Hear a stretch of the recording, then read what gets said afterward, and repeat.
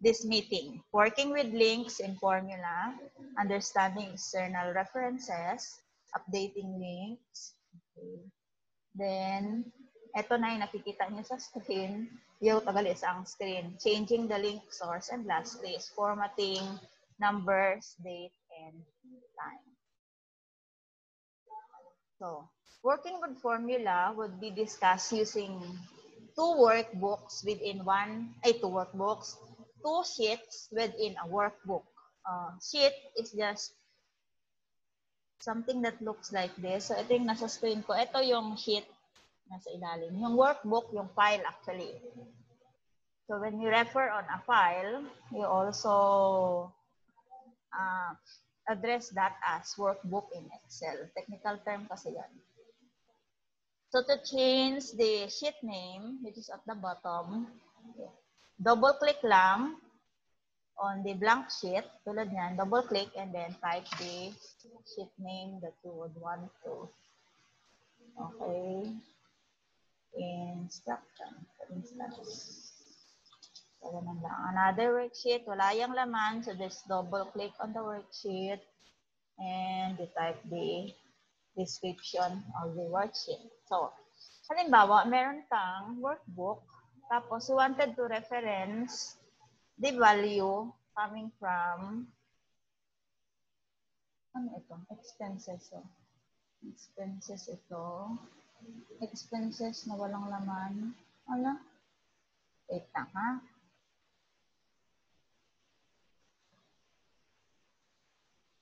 Expenses. Naghanap ako ng, wala na pala ito. Na-erase ko na siya. Wait lang. Naghanap ako ng ibang file. Application tools in business. Naghanap ako dito ng expenses. Okay, let's close muna this one. No, I will save that. Open ko ito. Okay, so let's say ito, dito ako magpapalit. So ito yung screen ko. Expenses 2015, nagbago to kasi ibang file to. So expenses 2015 and the other sheet is January. So how do you do this? Okay, we have different budget. Screen. So for January, if you wanted to link the data from another sheet in a workbook, still, gagamitin pa rin natin yung equal sign. Equal sign, then you click on the sheet. Then for instance, that is for January 2016. I just click the cell. Okay, so you had copied it. And take note, this is the good news na since your January 2016 budget is named. May pangalan siya, name cell siya. Okay, ang pangalan, di ba? The name is January 2016 budget. So, you could carry those names that you had given unintentionally kasi the main objective of creating links is just similar with creating names na everything would be unique. So, things like that. And yung mga unique na yon, you just reuse it so that hindi ka na kailangan mag-duplicate. So, hindi lang tayo nag-reuse sa waste, ha? Sa basura. Waste management. You also reuse in coding or in programming.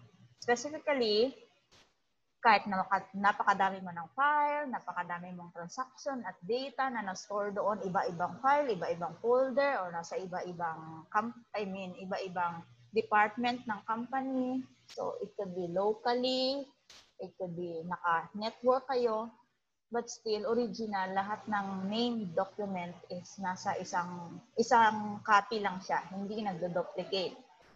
So, therefore, with that objective, you could reuse everything that you had named na ahead. So, ito, walang pangalan ito, ha? B13. So, we place budget 2016 for February equals. Then, click on the sheet, click on the particular reference, and press enter. For March, equals lang. Then, click on the sheet. particular reference, and enter. So, lahat yun nakopya mo dito. Ganun lang yung links associated with different sheets within a workbook. Pakasimple.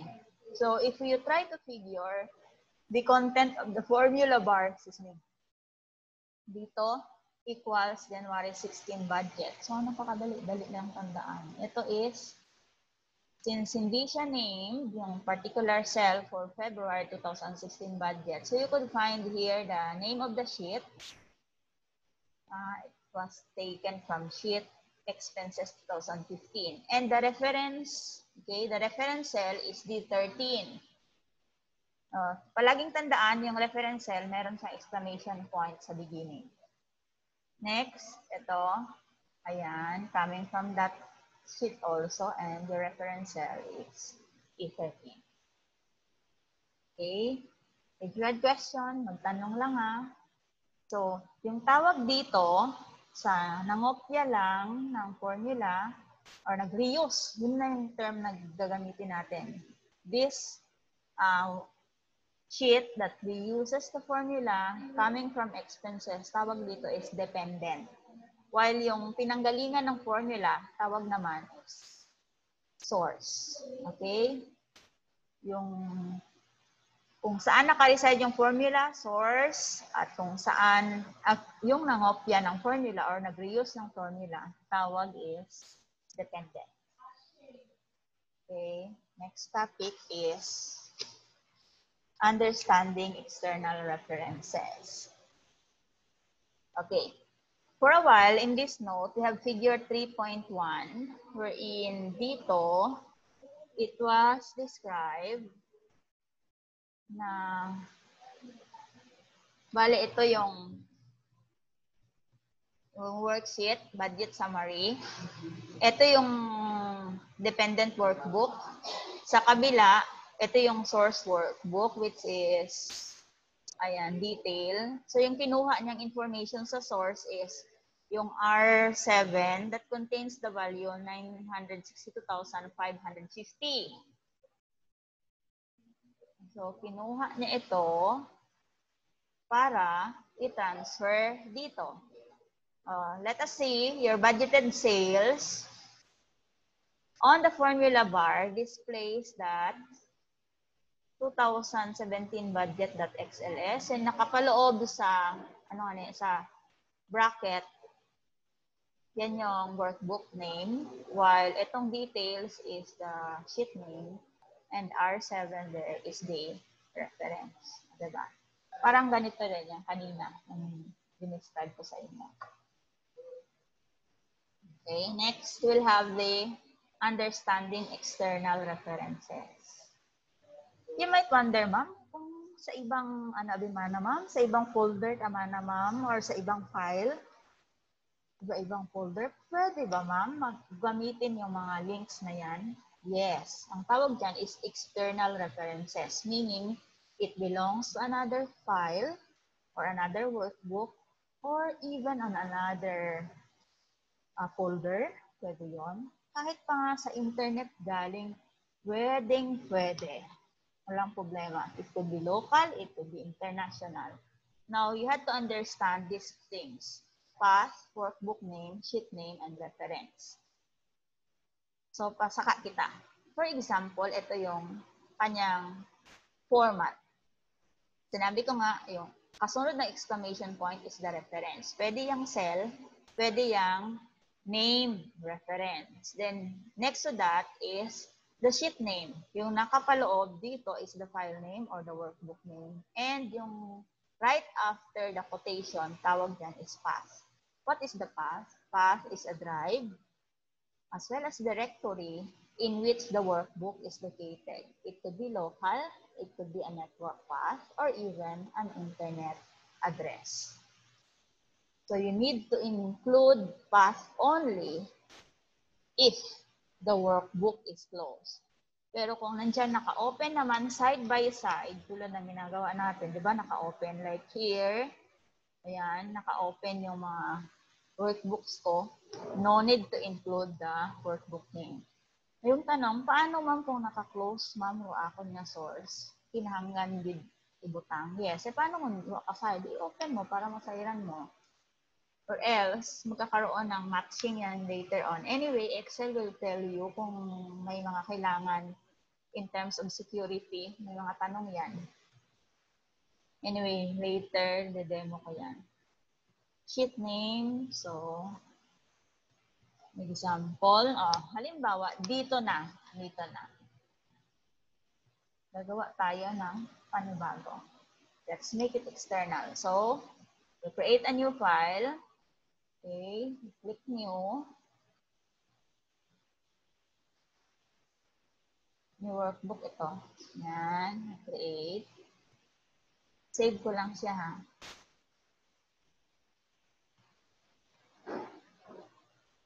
Okay, so, erase ko ito. Expenses. Right here, dito ako gagawa ng file na panibago. Ay, pangalanan ko siya ng dependent. Dahil, I will create an external link and I want this file to be labeled dependent. Kukunin ko siya from unit 2. Okay, pakita ko lang kinyo ha. Ito yung aking expenses kanina at nakasave the email.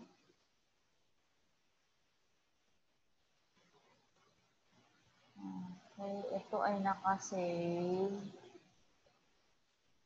Abo sabi na file. Unit 4 yung dependent. Sinave ko yan siya, yung expenses, nakasave siya sa unit 2. So, iba-ibang folder. Although, same lang same na flash drive. Itong dependent, okay, nagawa rin ako dito ng budget. Okay, let's make this 2015 budget.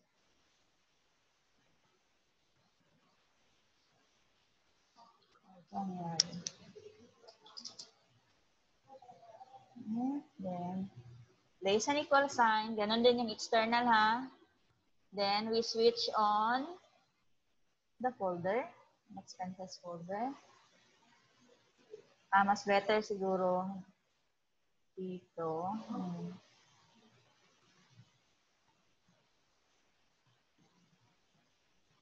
Click. Okay, and enter.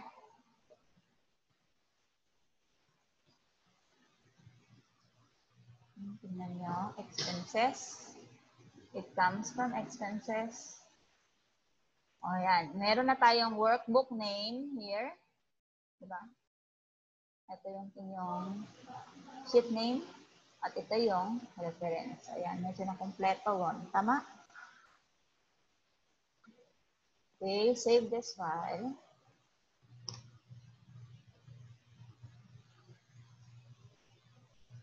Okay, and close. Close ko din to. Save, yes. Okay. Then, try ko open ulit yung aking dependent. Unit 2 ito. Unit 4, yung dependent ko. Okay, tignan nyo ulit yung aking dependent. Ito ay external file. And right now, since naka-close yung aking source, tignan nyo, yung expenses, subukan nyo open. Right? So, in that scenario, pag naka-close siya, makikita mo ngayon yung path. Your path here is nasa flash drive ko siya, drive G. Nasa folder na IT Application Tools and Business, nasa Unit 2, yung aking workbook na expenses.xls na may sheet name na budget 2016 at yung kanyang reference. Ayun. Okay. So, next page. Updating. So, ano ba yung pinagagawa ni Excel? Bakit may ganitong pangyayari? How is it able to link yung mga workbook na yan, yung mga external references. Ito, yung kanyang ginagawa. Number 1, updating happens if both workbooks are open. Walang problema doon. Okay? Ngayon, if ever na yung isa ay naka-close, let's say yung source ay naka-close or yung dependent workbook ay naka-close, ito lang ay nagkakaroon ng update when you open the document. Let's say yung naka-open lang is, ano nga na dependent. So, naging baylo ikaw. So, it gets updated pag in-open mo raan nga source. Halimbawa, kung naka-open man na source, diniluhan tani mo source at value ito. How will it gets updated sa dependent? When you open the dependent workbook, nagkakaroon ng update. So, para mas klaro, close muna natin ito. Open natin yung ating source para makita nyo from unit 2. Okay, open ko to. There. Halimbawa, ito, 2000, ayun, January, dinagdagan ko ng 10,000. Okay. Ito rin, dinagdagan ko ng 20,000. Alright. At saka this time, dinagdagan ko to ng 30,000.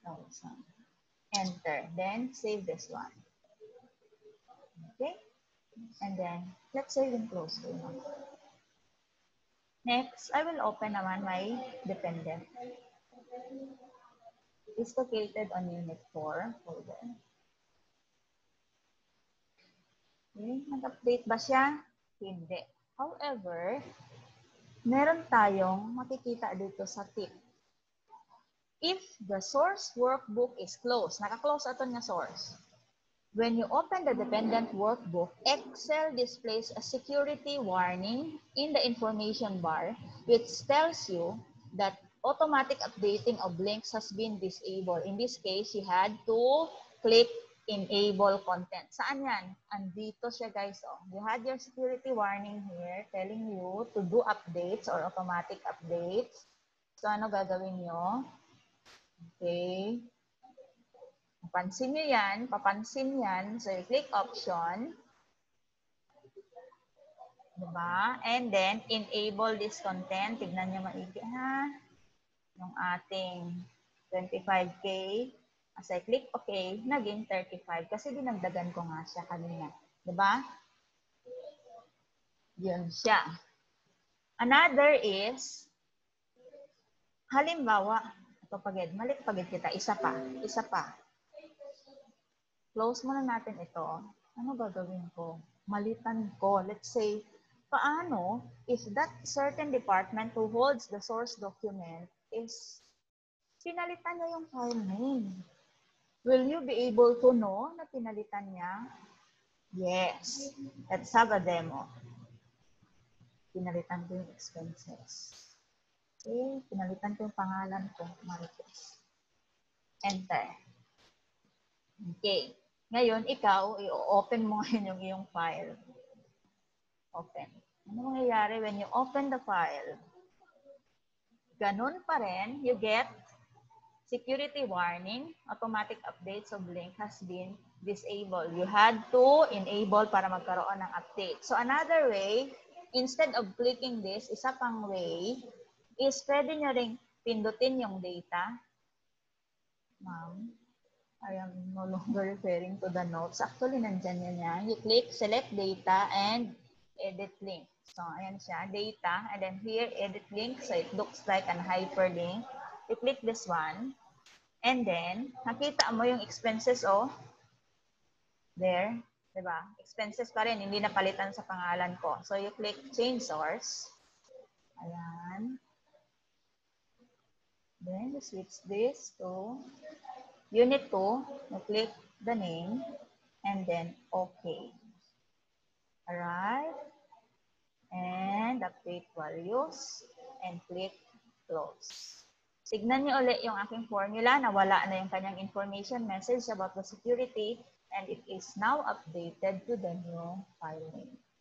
Boom. Okay. Next. changing the source. Okay, the last topic is formatting numbers, dates, and time. Dito, if you wanted to format this, a format is found under home, wherein we have here the groupings for number. Okay, ito, tama symbol. Ayan. Okay, ayan siya. Now, if you wanted to use yung accounting number format, you click this one. Sometimes, if you wanted to increase the decimal, yan, decrease itong isa. So far, yan lang naman. Now, may mga computer na dollar yung lumalabas dito.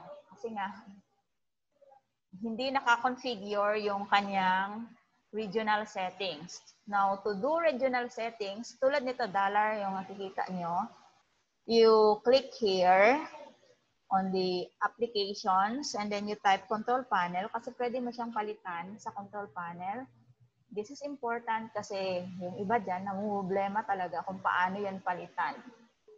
So, they tend to convert it to text, which is unuseful. So, dito sa control panel, you look for region. Ito, region. And then, within region, this is for language. We click additional settings kasi we're looking for currency. So, dito, you have numbers. Dito, pwede mo yung palitan kung ilang number, decimal yung gusto nyo. Sa atin kasi is digit. Currency. Dito sa currency symbol, type ka lang ng P or peso. And then, click apply and click OK, apply, OK. And then switch back. Boom. Ayan na siya. It was changed to peso sign. Okay?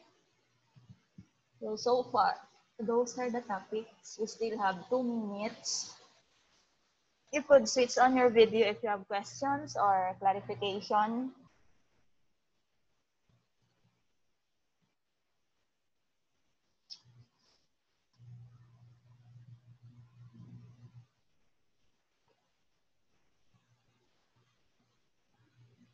Oh, wala na? Wala nang i-clarify? Bye, guys. Bye, ma'am. Bye, ma'am. Buot-buot. Bye, ma'am. Clarify. Bye, latag. Bye, ma'am. Bye-bye. Bye, ma'am.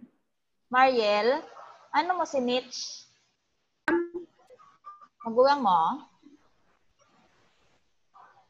Ayun, ma'am. Magulang mo si Mitch Ibabaw, si Michelle? Na IT? Graduate?